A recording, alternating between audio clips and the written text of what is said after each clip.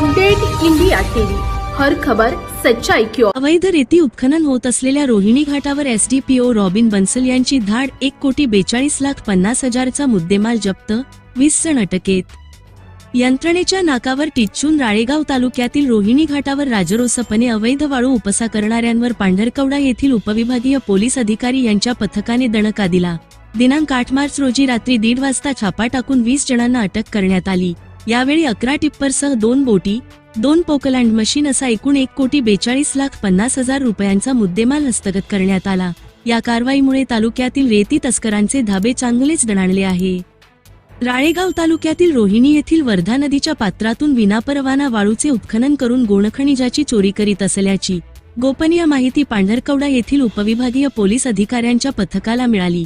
या माहितीच्या आधारे उपविभागीय पोलीस अधिकारी रॉबिन बन्सल व त्यांच्या पथकाने रोहिणी घाटावर छापा टाकला। या कारवाईत 11 टिप्परसह 2 बोटी, 2 पोकलँड मशीन असा एकूण 1,42,50,000 रुपयांचा मुद्देमाल जप्त करण्यात आला व अवैध वाळूसाठा व उत्खननाकरिता व वाळूचे वाहतुकीकरिता वापरलेली वाहने जप्त करून वडकी पोलीस ठाण्यात लावण्यात आली आहे। ही कारवाई जिल्हा पोलीस अधीक्षक कुमार चिंता, अप्पर पोलीस अधीक्षक अशोक थोरात यांच्या मार्गदर्शनात उपविभागीय पोलीस अधिकारी रॉबिन बन्सल यांच्यासह पथकाने केली आहे। उपसंपादक रवींद्र राऊत सह विठ्ठल झाडे।